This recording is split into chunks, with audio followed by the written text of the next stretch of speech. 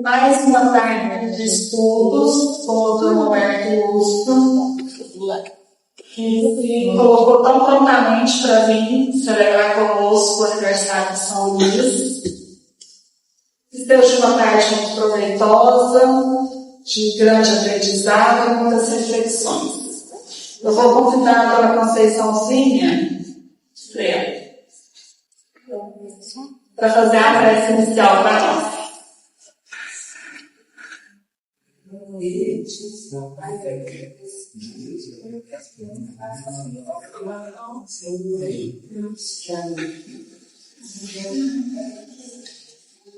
Boa tarde a todos. Vamos seguir os nossos pensamentos em ato de agradecimento por essa oportunidade tão grande de nos encontrarmos dentro da casa espírita, que todos nós temos aqui a busca do conhecimento. Isso é o alimento de nossas almas nas horas da felicidade, nas horas das dores, das aflições. Então vamos unir nossos pensamentos, buscando a sintonia com a espiritualidade maior, para que nós possamos absorver todos estes ensinamentos e passar ao nosso dia a dia.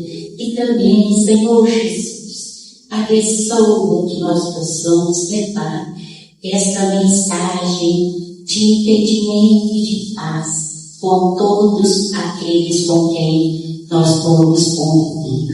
Que a tua paz possa envolver a todos nós, hoje, agora e sempre. Muito obrigada a ti, Jesus, e aos amigos espirituais, por tanta assistência e por tantos benefícios. Obrigada, Senhor.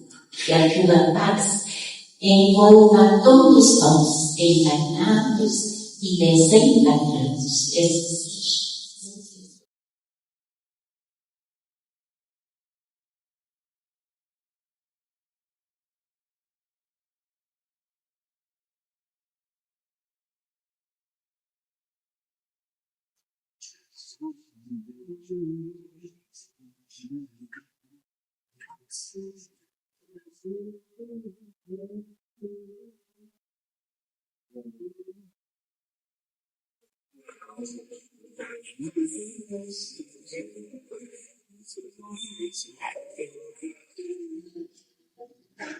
Boa tarde para todos. Boa tarde. Nós gostaríamos mais uma vez de agradecer o convite e poder participar de um momento tão especial, não só para essa casa, mas para o movimento espírita dessa cidade. E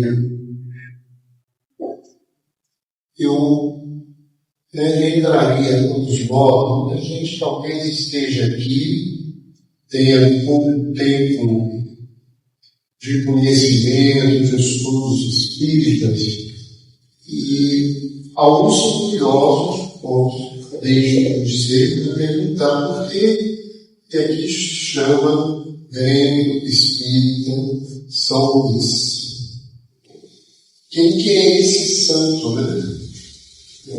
Por que ele tem um lugar diferenciado, né? Por que se usa essa terminologia católica dentro do movimento espírita?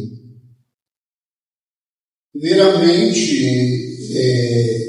o movimento espírita, na sua construção, na sua edificação, ele deve muito a diversos baluartes do Cristo vinculados à Igreja Católica, que desencarnados se manifestaram auxiliando diretamente o trabalho do professor Rivaio, que depois assinaria como Allan Kardec.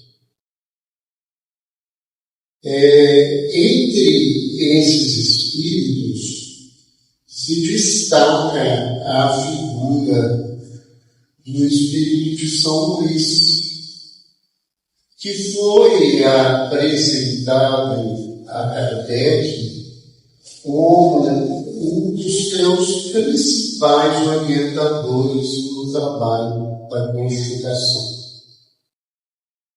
E muitas vezes ele foi o responsável pela organização de determinados textos, de determinadas obras, atuando diretamente através dos médiuns, orientando Kardec no seu trabalho. Então, a casa, ela buscou como patrono esse espírito que tem um grande diferencial. Ele nasceu a 25 de abril de 2014. Ele é lá da Idade Média e ele desencarnou no ano de 1270. E durante aproximadamente 50 anos, ele foi o rei da França. Era considerado uma pessoa muito piedosa, muito boa, um indivíduo que ele tinha todo um ritual na vida dele de oração, de busca, de servir a Jesus. Ele é filho do rei Luís VI, ele é o Luís VII, e de uma princesa espanhola chamada Branca de Castelo. Então ele é essa figura que os companheiros que fundaram essa casa buscaram para nos orientar. E eu acho que nesse momento de 80 anos é fundamental que a gente se lembre disso, que homenageie e reverencie esse espírito que tem um papel tão grande, tão importante na codificação da doutrina espírita. Me pediram um tema para falar nesse dia, falando sobre o aniversário dessa casa. Então, eu vou fazer algumas reflexões sobre o papel da casa espírita e sempre vou estar voltando essas reflexões para a questão da saúde. Ontem eu falei sozinho, porque vocês estavam todo mundo calado, acho que todo mundo estava com saudade de ouvir a minha voz. Mas hoje, se alguém tiver alguma pergunta, tiver alguma necessidade, podem me interromper. Para mim é um prazer que a gente transforme a minha fala num diálogo. Até porque a gente não está precisando ficar escutando muitas pessoas.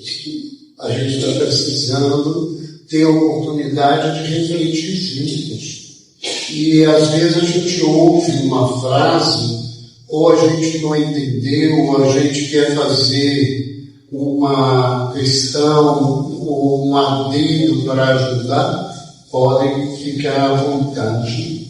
A hora que eles acharem que eu tenho que parar, o tempo falar assim, cala a boca, ou você já falou demais, mas nós vamos tentar fazer isso dessa maneira. E eu gostaria de começar fazendo uma ligação importante que a gente vai ver que o espírito de Emmanuel sempre teve essa preocupação, né? De associar o cristianismo primitivo com o trabalho que a doutrina espírita deveria estar realizando no dia a dia. Por quê? Porque nós temos que ter um referencial. E o nosso referencial, segundo os orientadores de Kardec, é Jesus. E nós sabemos que não é Jesus o homem simplesmente, mas é Jesus a sua obra. E todo o trabalho que ele buscou realizar, ele sempre enfrentou enormes dificuldades. E o que ele esperava, que a gente consegue entender, é que o movimento cristão ele seguisse um caminho que ele tinha deixado na terra, o legado dele na terra.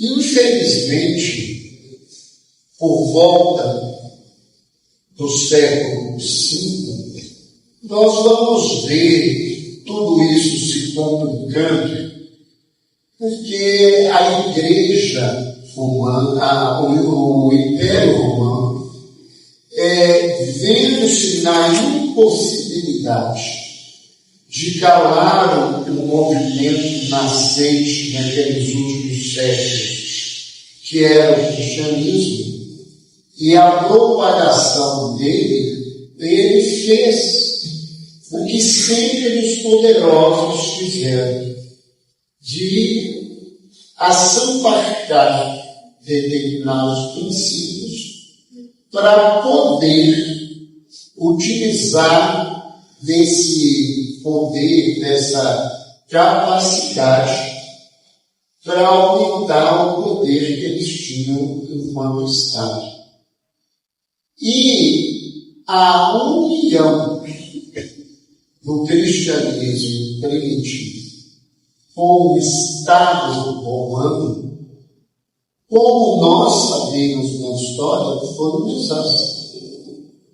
Porque muita coisa que era proposta por Jesus foi sendo trocada, foi sendo esquecida, foi sendo acrescentado muita coisa, e isso não é algo que aconteceu só ali.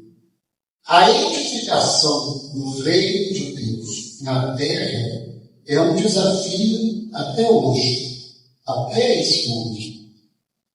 Então vamos pensar um pouquinho o que o cristianismo primitivo se propõe para a gente buscar, pensar em o que a gente precisa fazer para transformar as casas espíritas em verdadeiros templos, do cristianismo real que Jesus nos deixou, nos legou com todo o sacrifício que ele se propôs.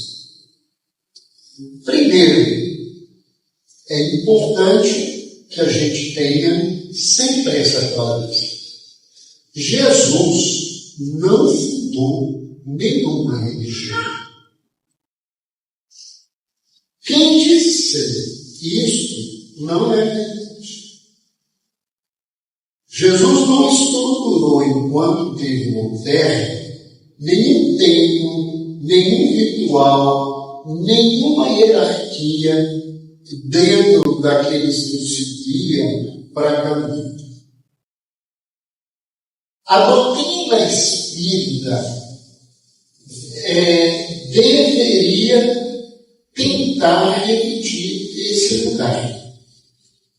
Né? Um lugar onde que todas as pessoas deveriam ser iguais, serem respeitadas pelo trabalho e o exemplo que fazem, onde não existisse hierarquia, onde a gente não precisasse de nenhum ritual externo para se conectar com Deus. É a primeira coisa que a gente vê.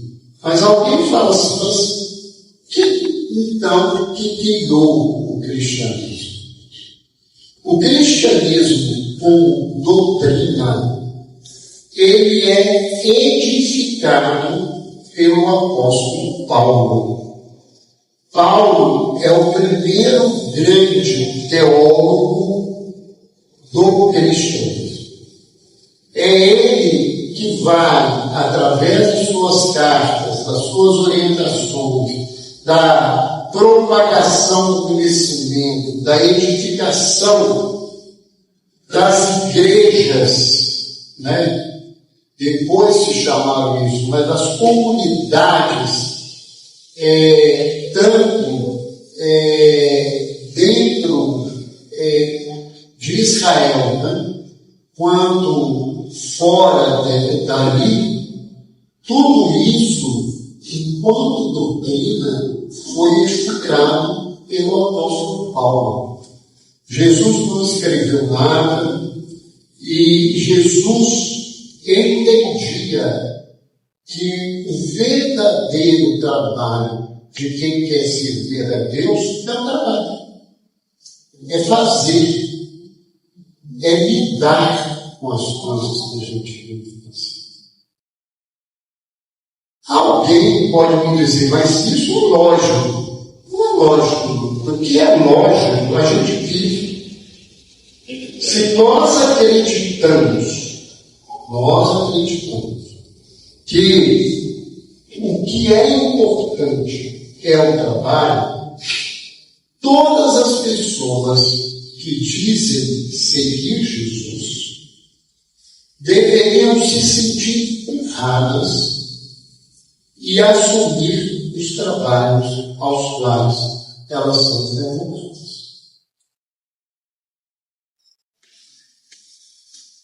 E, infelizmente, o que a gente vê dentro das instituições espíritas é um pequeno grupo que se sacrifica para fazer todas as coisas e todos os momentos que as outras pessoas são convidadas a assumir responsabilidades, elas usam de todo tipo de desculpa para não estar realizando aquilo que elas deveriam realizar. Então, embora pareça lógico, a gente não acredita nessa proposta de Jesus. Que o verdadeiro trabalho no certo é servir. Eu falo que eleição de casa espírita é igual voluntário no exército. Então, todo mundo fala assim, aquele que é voluntário dá um passo para frente. Os mais velhados dão um passo para trás, os bobos ficam lá na frente, parecendo que foram voluntários. Então é muito fácil a gente falar assim, você faça, você que dá conta, você que sabe, você é aposentado, você não tem isso.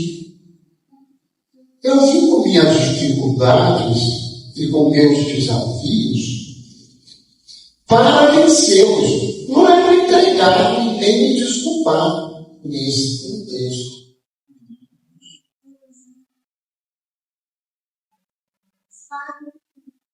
Então, nós começamos a nos lembrar, que o cristianismo, ele surge como uma possibilidade de fortalecer a relação do homem com Deus. E esse fortalecimento dessa relação, ele só acontece através do trabalho de ser servo de Deus. Ah, mas eu não dou conta. Não escolha. Ninguém vai ser obrigado a fazer as coisas.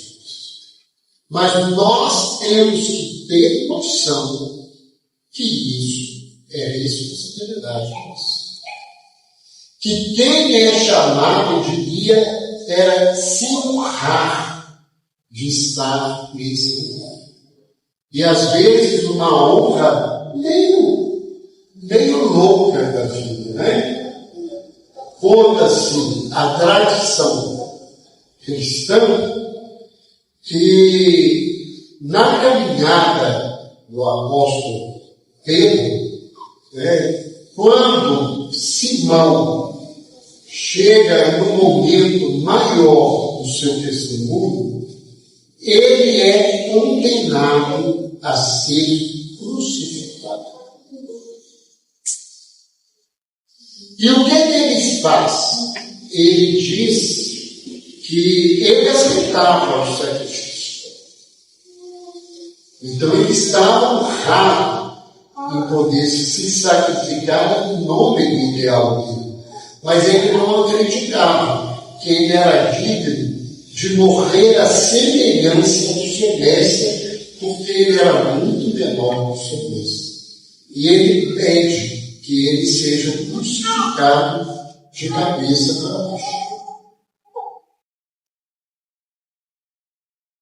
Isso em nós, realmente, como o apóstolo Paulo fala, a proposta de Jesus é loucura. Isso ele não fala do apóstolo Paulo.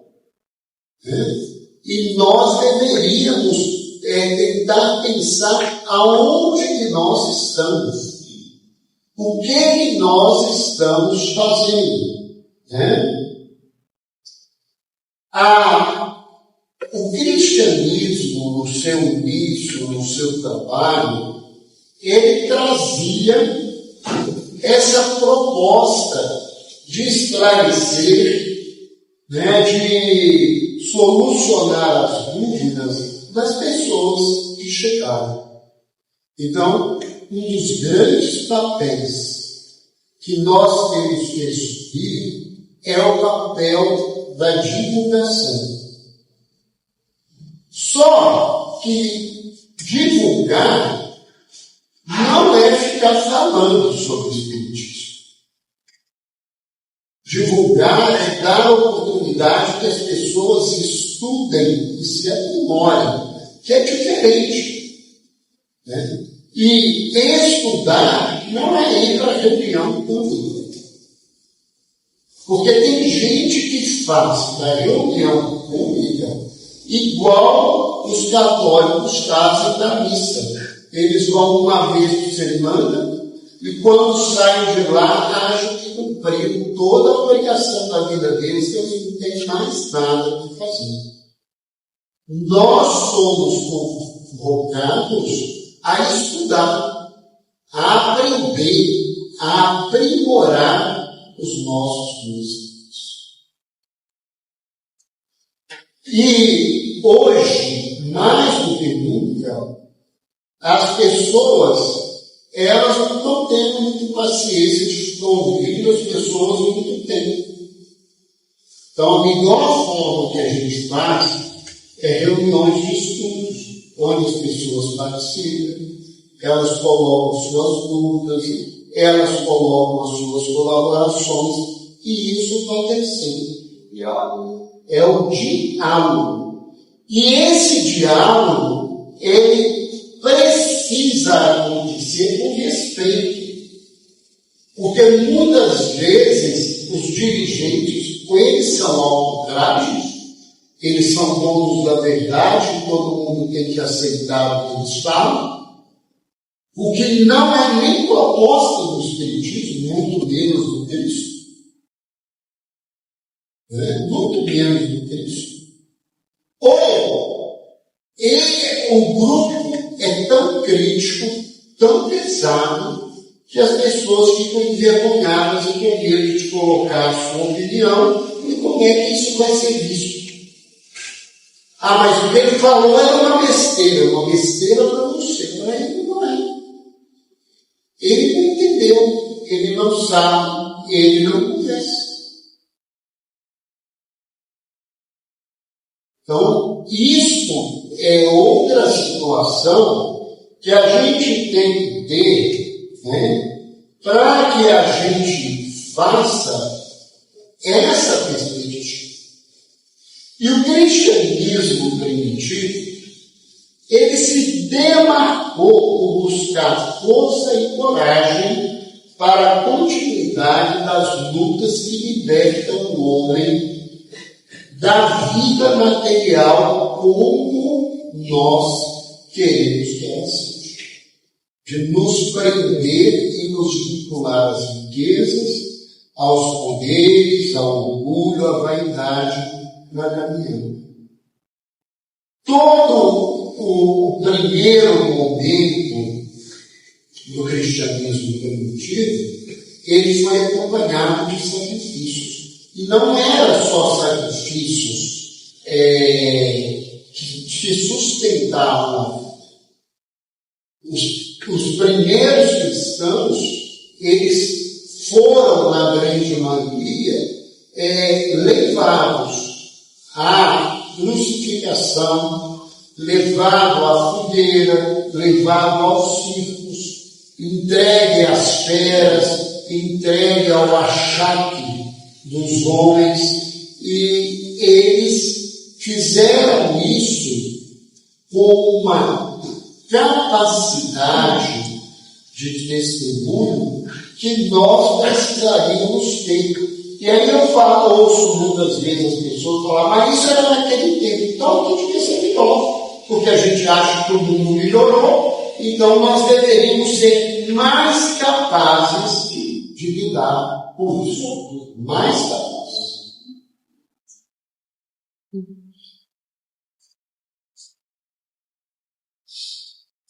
Uma outra coisa que eu gostaria de lembrar é um pequeno trecho para a gente entender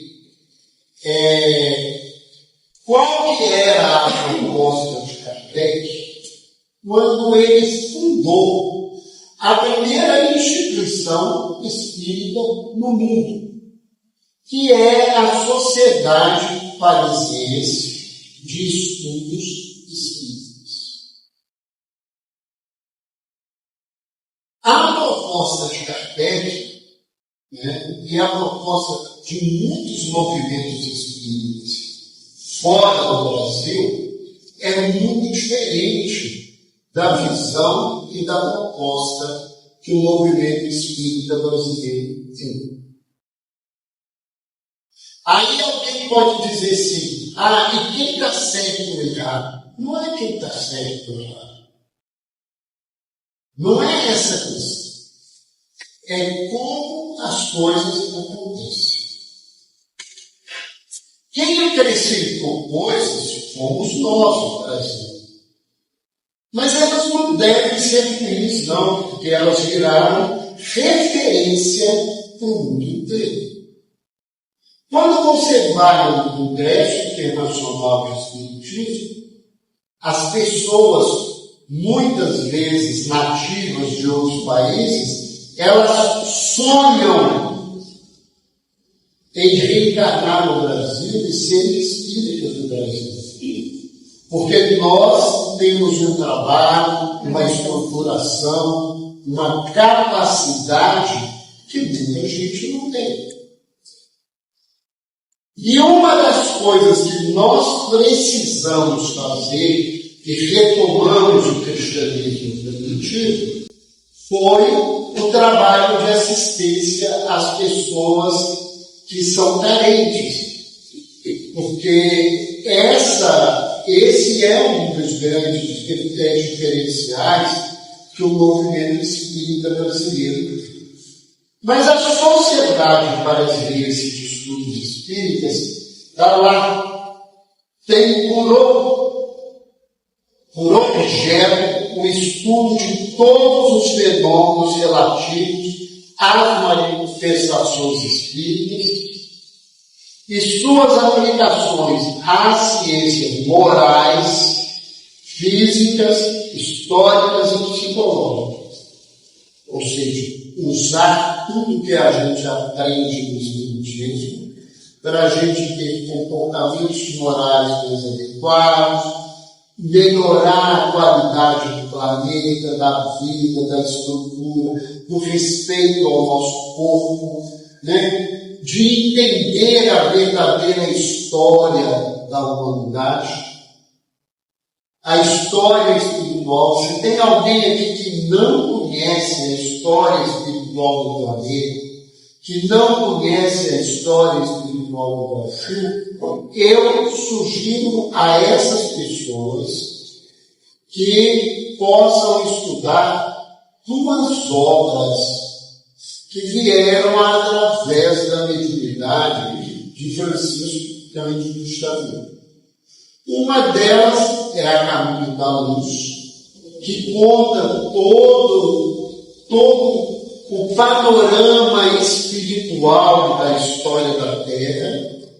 É uma obra muito, muito interessante.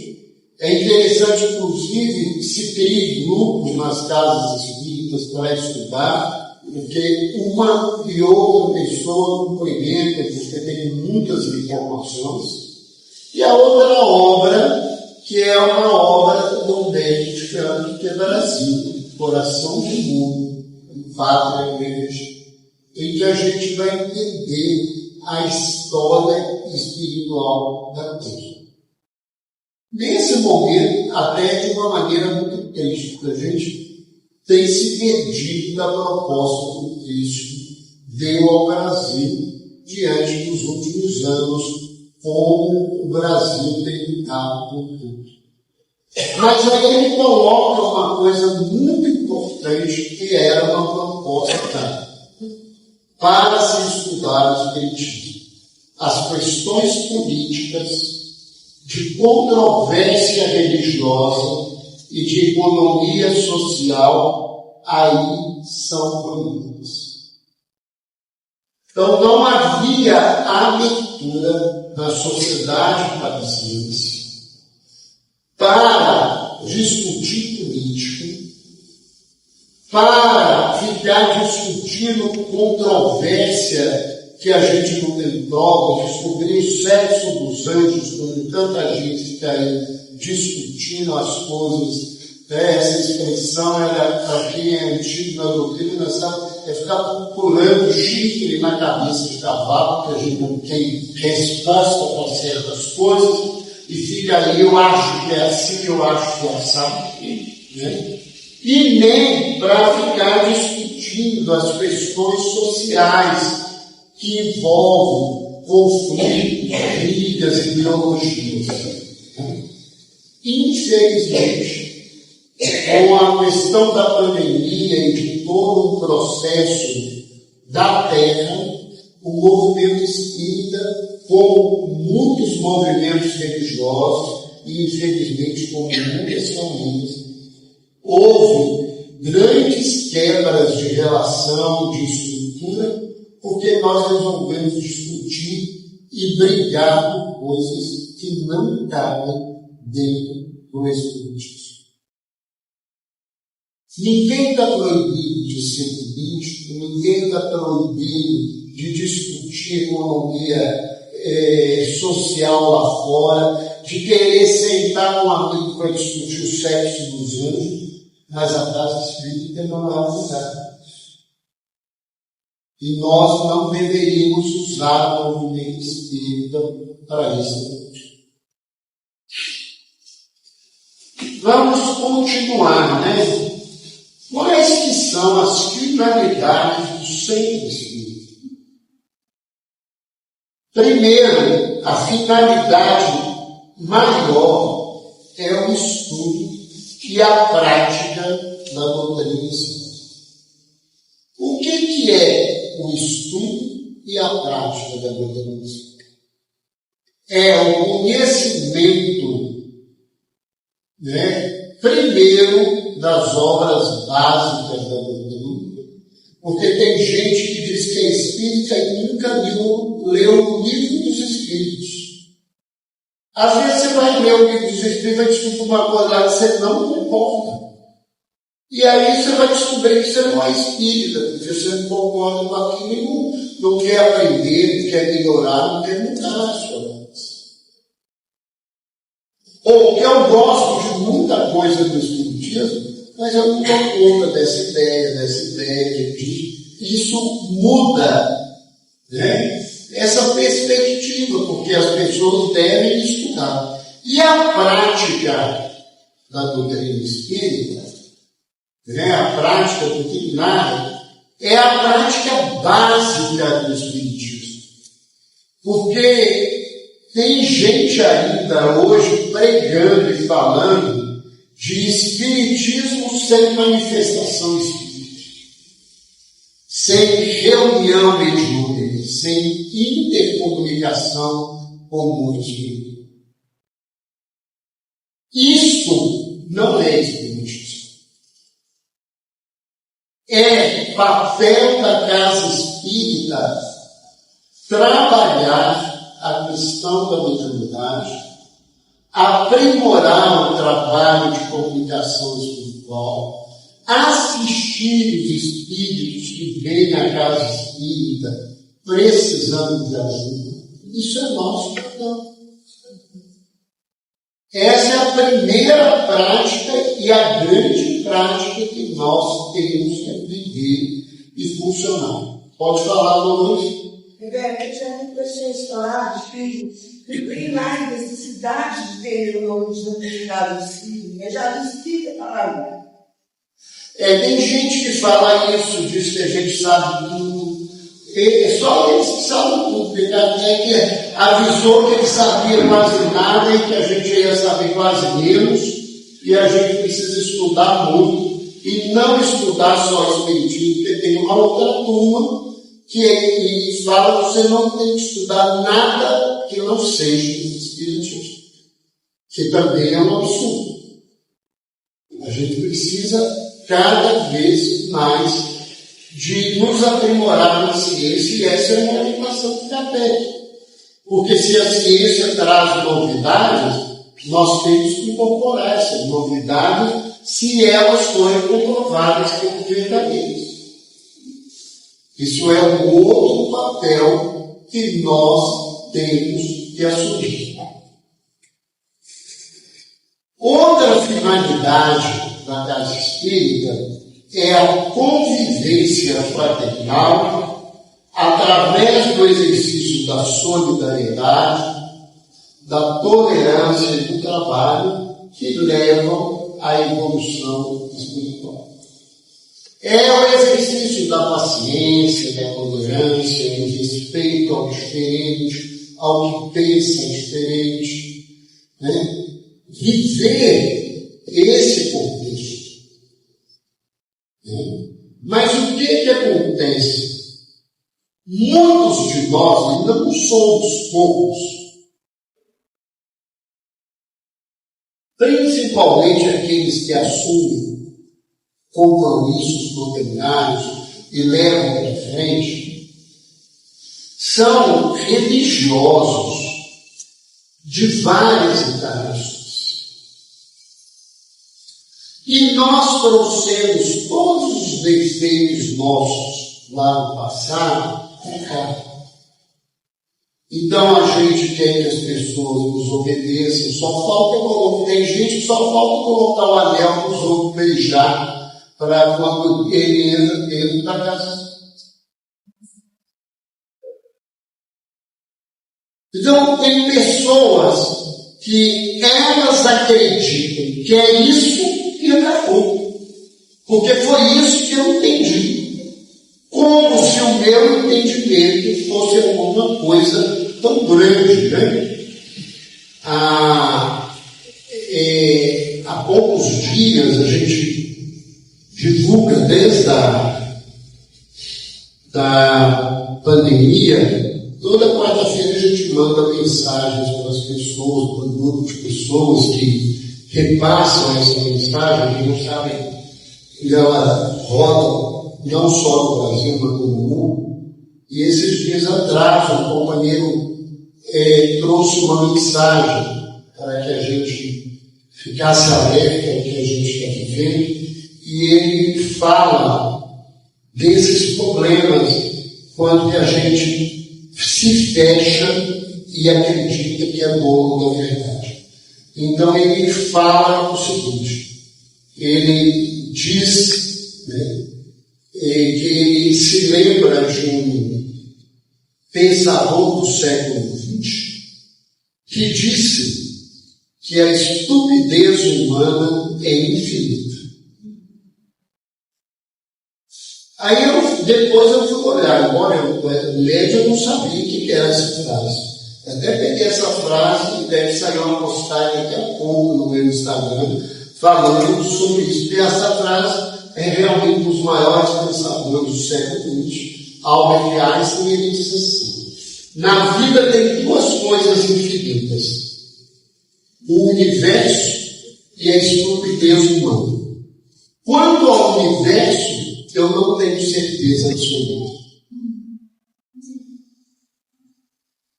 E o que é a estupidez humana? A estupidez humana é quando a criatura não sabe e coloca o seu orgulho e a sua vaidade à frente disso e faz mal para ela e para as pessoas. E esse companheiro diz: a Terra vive um momento da estupidez. Todas as vezes que a gente caminha por uma guerra complicada e a gente não sabe ainda se a gente está livre de terceira guerra mundial, todas as vezes que a gente entra nesse lugar, sempre foi fruto da estupidez.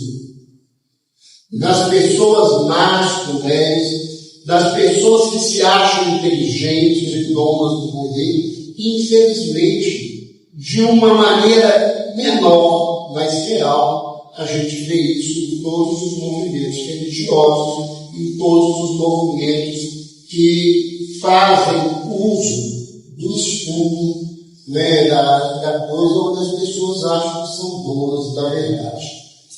Então, a convivência fraternal, ela exige de nós que a gente aprenda a conviver com o diferente. Ninguém que está dentro da casa espírita tem que ser igual a mim e pensar da mesma forma. Eu tenho que respeitá-lo, não tenho que concordar com ele. Eu só não posso permitir nem que a minha estupidez nem a dele atrapalhe o movimento espírita.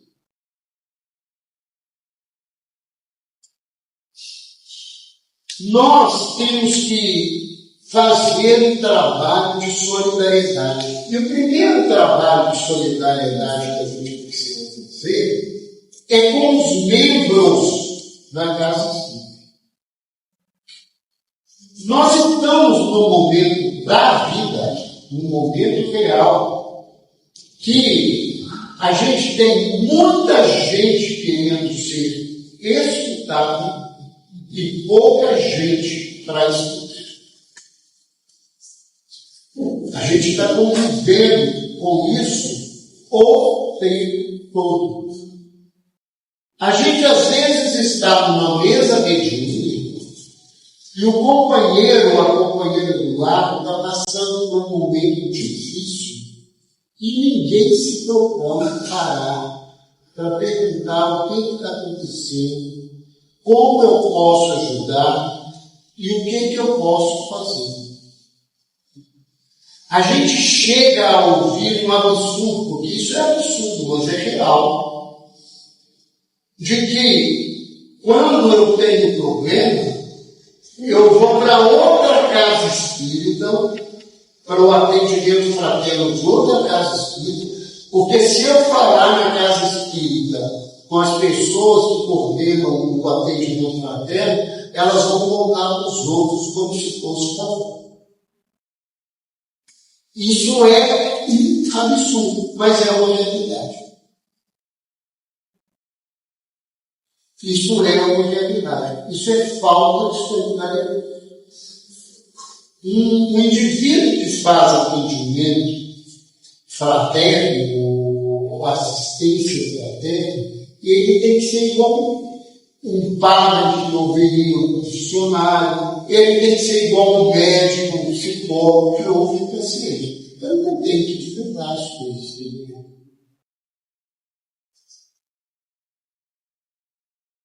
E as pessoas hoje, quando falam de solidariedade, não precisa ficar pensando em falta de dinheiro. Isso não no Brasil, só tem falta de dinheiro, né?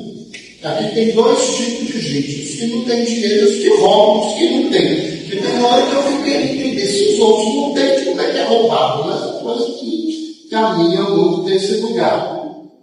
Então, o exercício maior de solidariedade é cuidar das pessoas que estão na casa espírita. É ouvir, é respeitar, é ter cuidado dessas pessoas. Porque não falta dor, não falta sofrimento entre as pessoas que estão trabalhando com a gente na evangelização, na companhia, na atividade do bem. Nós, temos que lembrar que, devido às vibrações santificantes, a casa espírita se faz santuário abençoado de acolhimento dos acolhidos. E acolher é muito mais escutar do que falar. É ouvir em algum lugar da casa, porque isso é muito bom, em todo o movimento, alguma propaganda de uma das instituições mais bonitas que o Brasil tem, chama-se Centro de Valorização da Vida. Tem um número nacional, não é um número regional, 188, craque de dinheiro das pessoas que estão em depressão, que não têm com quem contar, que estão com ideia de se matar, e esse pessoal escuta. E se você trabalha na casa espírita e não sabe escutar, e eu falo com vocês, eu escutando tanta gente na minha vida, quando lá em São Paulo, nos anos do Congresso Médico Espírita, nós convidamos o CVV para dar um curso de escuta, eu descobri que eu estava precisando aprender muito mais escutar do que eu pensei. E eles dão esse curso. Se você os busca, você tem oportunidade de aprender a escutar. Acolhimento fraterno não é contaminação. Acolhimento fraterno é receber amor do outro. Acolhimento fraterno é até a grandeza do Cristo que diz assim: que queres que eu te faça? É buscar entender o que o outro precisa, não o que eu acho que ele precisa. Porque nós estamos cheios de gente doente nas casas espíritas, nas igrejas, todas do Brasil e do mundo. O Brasil é o país com o maior número de ansiosos do mundo. Nós temos 20 milhões de pessoas no Brasil que tomam remédios para ansiedade.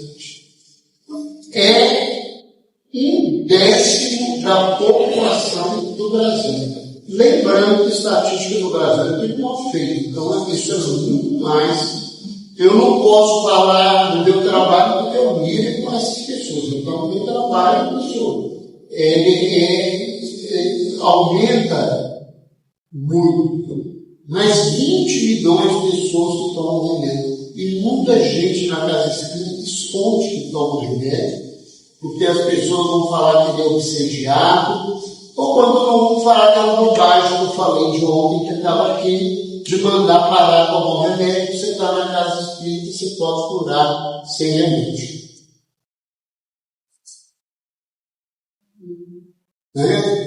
De 2010 até 2020, o número de pessoas deprimidas no Brasil aumentou em 18%. Isso, gente, em saúde, é um número enorme, assustador. E a grande maioria dessas pessoas com ideias ou tentativas de autoajuda. Então, a casa espírita, ela tem que estar preparada para receber isso. Nós não temos que ficar aqui discutindo pluralidade dos mundos habitados. Nós estamos precisando aprender como cuida de um suicídio. Como é que a gente lida com uma mãe que perdeu um filho, que se jogou do 17º andar e que tinha 16 anos de idade?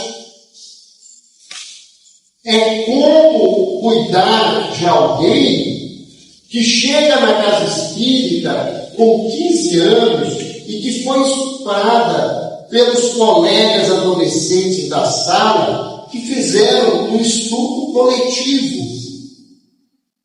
A gente precisa aprender a fazer coisas práticas, porque a dor está aí, e o nosso papel é oferecer ajuda para essas pessoas. Não é falar assim, eu vou rezar para você, né? Porque às vezes fala que vai rezar, nem reza. Porque depois esquece do nome da pessoa, não coloca no livro de oração, e aquilo vai embora. Vai embora. Né? Não é, eu vou colocar o seu nome numa reunião de desobsessão. Isso é uma coisa, mas o que o indivíduo está precisando é muito mais do que isso. E é isso que a casa espírita precisa oferecer. Porque se nós estamos aqui para servir a Jesus, nós temos que cuidar das pessoas que chegam como Cristo cuidava. Ele conhecia. Nós não conhecemos, então nós temos que estudar, nós temos que melhorar, nós temos que aprimorar para fazer um melhor. Né? A casa espírita é um hospital para os doentes do corpo e da alma.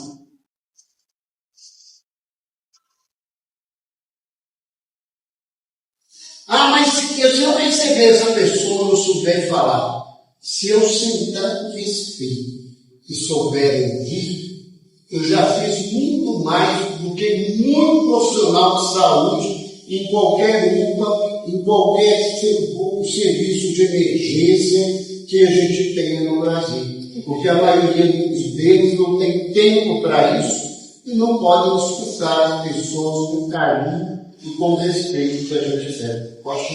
Tinha mulheres e as mães choravam, né? Não falavam. Então, a gente tem que entender isso.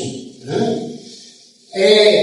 Mas a gente tem que mostrar que a gente é forte. É uma obsessão forte. Não tem fortaleza nenhuma. Se alguém bater o pé, eu saio correndo. Não tem fortaleza nenhuma na minha vida. Mas eu não posso mostrar para ele que chora. Não, eu choro em ser espírito, fazer palestras públicas. Eu choro com meus pacientes. De vez em quando eu me engasgo profundamente ouvindo a doutrina. Porque eu fico imaginando no lugar deles quanto seria essa dor. E só tenho aprendido que isso só faz com que as pessoas me procurem, que elas queiram. Por quê? Porque eu sou gente. Eu não sou Deus que eu falo do meu lugar, que eu sei que eu vou resolver o seu problema. Não, às vezes não vou resolver o seu problema. Eu vou ter que fazer aquilo que Pedro fez com aquele homem, né? Nem prata, nem ouro eu tenho, mas o que eu tenho eu te dou, né? Levanta e vá, né? Porque Deus perdoa os seus pecados.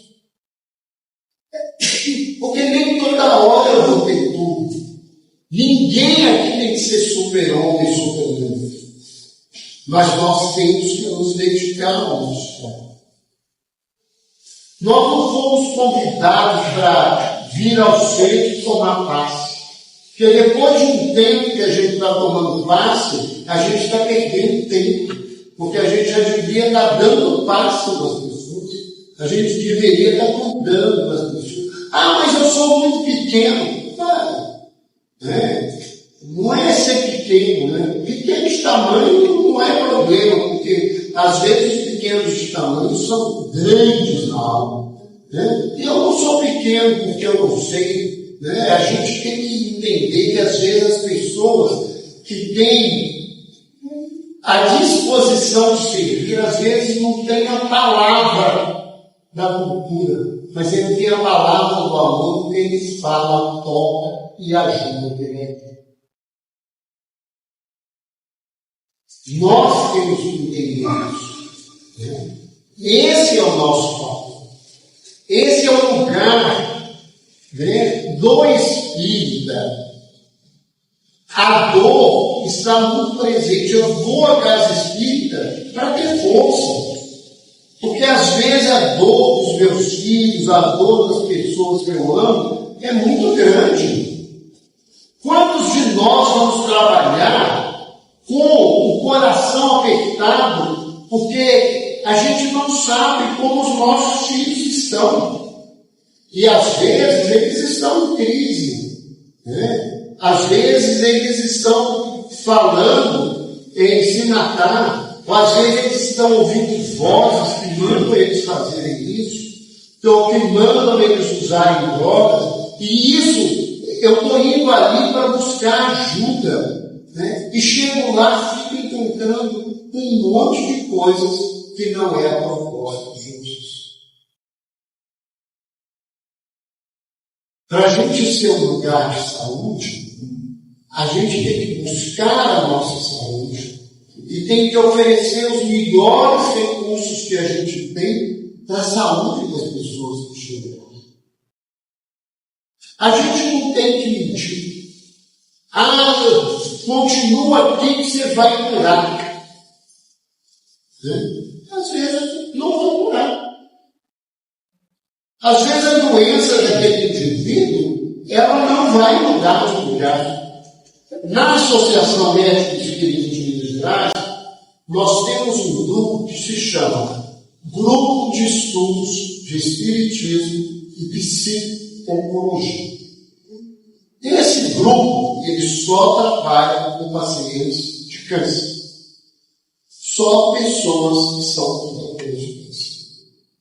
Esse grupo, desde o momento que ele foi criado, e ele é o segundo grupo mais antigo da associação, só o grupo de psiquiatria que é anterior à associação, que fundou a associação, esse grupo, ele nunca recebe as pessoas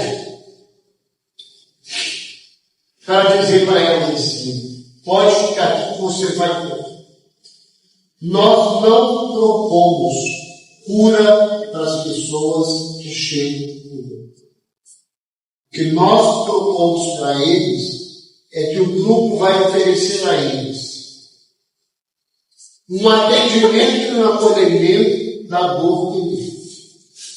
Um entendimento do que o câncer ensina para nós.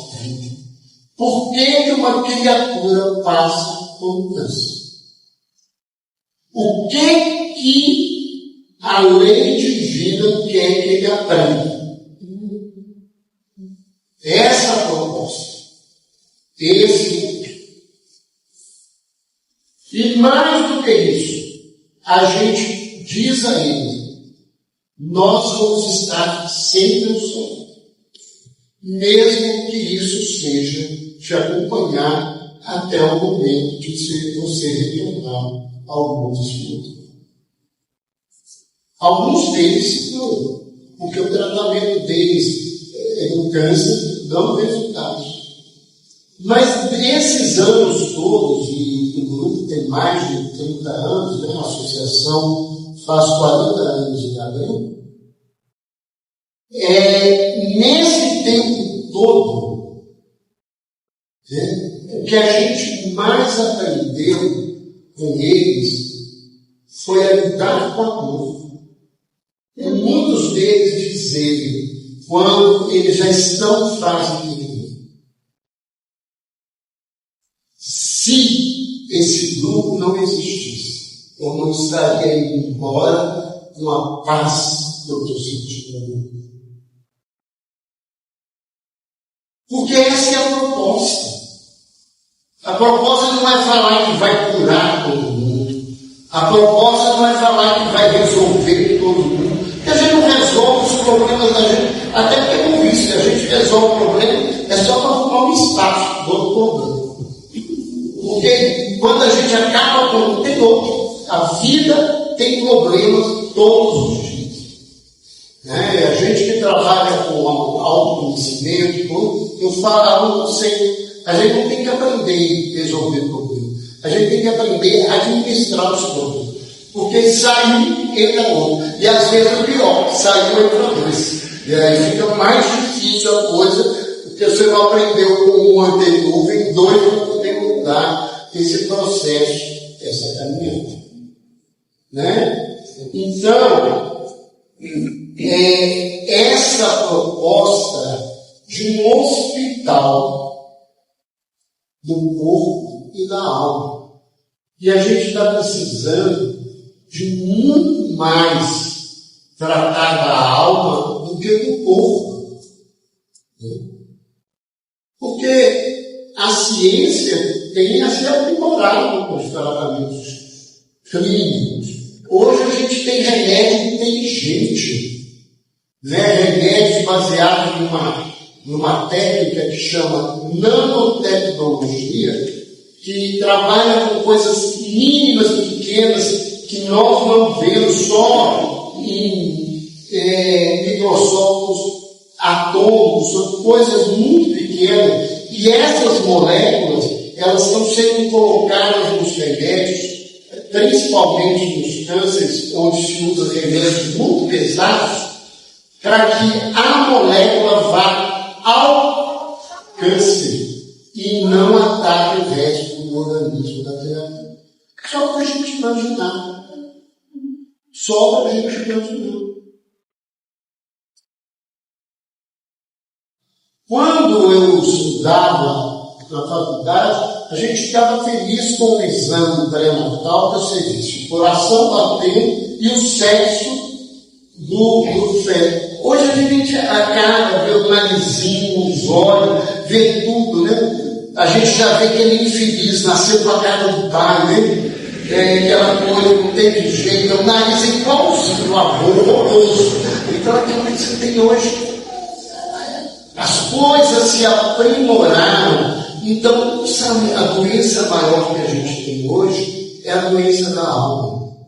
É o orgulho, é a vaidade, é o egoísmo, é a inveja, é o ciúme, é a violência que mora dentro da gente, é a impetuosidade, né?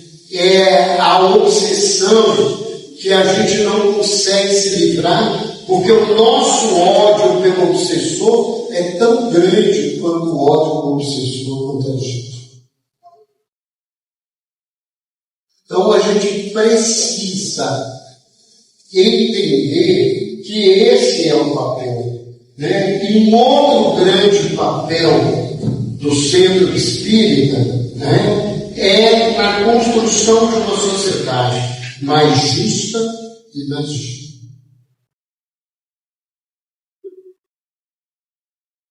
E aí a gente tem que perguntar, o que é justiça? Porque justiça, para muita gente, é lei de talião. Olho por olho, dente por dente. Mas a justiça de Cristo é: se alguém te pedir uma túnica, dê também as suas vestes. Se alguém te pedir para caminhar com ele 1 quilômetro, caminhe 2. É dar além desse milagre. A justiça divina e o amor divino são demarcados pela misericórdia.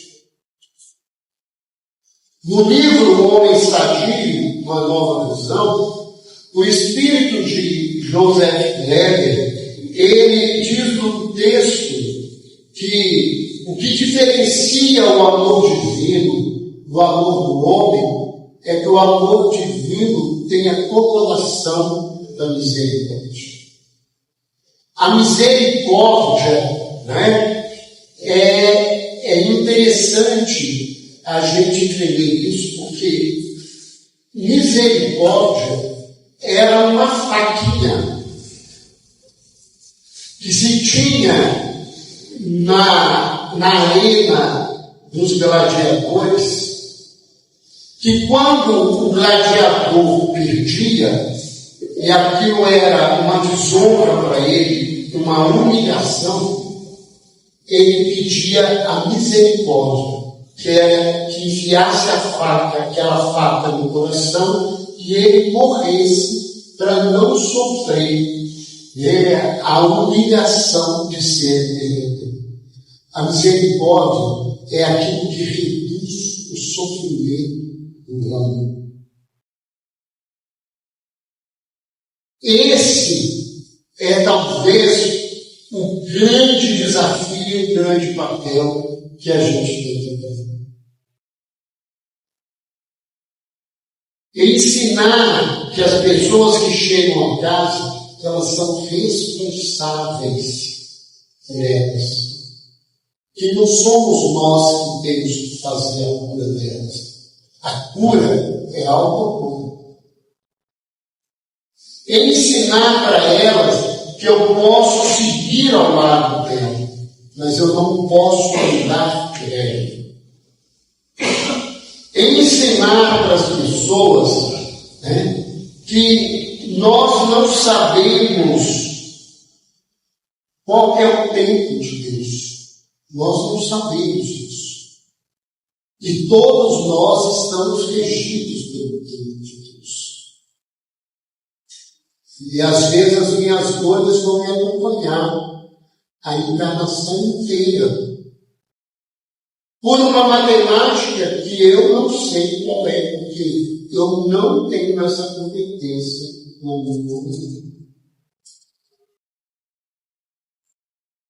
Então eu espero que a gente possa pensar, eu sei que aqui tem companheiros de diversas casas espíritas junto comigo, de pessoas de outras casas da região, que a gente pense nisso. O que a casa espírita na qual eu frequento está fazendo para a saúde do homem? E o que eu estou oferecendo à casa espírita para auxiliar a saúde dos que chegam a nós? Não é uma pergunta fácil, porque a gente precisa olhar para o espelho e a gente não gosta de ver as nossas vidas. Mas eu espero que todos nós possamos refletir cada vez mais nisso, trabalhando melhor dentro desse propósito. O Centro Espírita é um hospital de Jesus. Essa é uma fala da lá de André Luiz no Tesouro. É um hospital de Jesus. Fala, Luiz. Ordenação já está experimentando Você vai fazer um lanche e depois voltar para fazer mais um lanche Se as fora. pessoas quiserem fazer perguntas, eu resolvo. Eu não vou falar mais não, senão não vou sinceramente não. Foi bom que a gente precisamos todos comigo. Porque depois pode voltar com os Podemos voltar essas pessoas, mesmo que nem seja todo mundo. Se alguém quiser conversar, até no grupinho menor, e quem quer falar sobre esse assunto, qualquer coisa que eu possa ajudar, a doutora não me pagou ainda bem, eu tenho informação como. Ela está me tratando bem, está fazendo isso comigo, mas vocês cobrem dela para ela melhorar. Então, de toda forma, nós vamos agradecer vocês, aqueles que não podem ficar, não se sintam obrigados a ficar. Mas quem quiser conversar sobre o trabalho espírita, sobre saúde, queiram retomar a coisa da mediunidade, como eu acabei falando sozinho. Nós aí podemos fazer uma meia hora, 40 minutos de conversa. Aí eu vou sentar, porque todo mundo está sentado em tempo todo, vou ouvir e a gente vai conversar. Que Deus abençoe aqueles que não puderem estar. Eu quero agradecer mais uma vez aos irmãos desta tarde que me recebem de carinho tantos juntos, né? Eu cheguei aqui, essa casa é uma casa pequenininha, ela foi crescendo, mudando, reestruturando. É muito bom ver a evolução de tudo, né? E eu me sinto rápido de poder estar aqui quando tem tanta gente no movimento espírita. Com certeza, isso aqui não é modéstia, com certeza, muito mais capaz de poderia falar de movimento espírita e ser espírita com muito mais propriedade. Mas aqueles que quiserem conversar com a gente volta para cá daqui 15 minutos. Você não perde muito, né? Porque espírita, a coisa que é mais fácil do povo para comer. Você quer ter que estuda. Então, que Deus nos abençoe.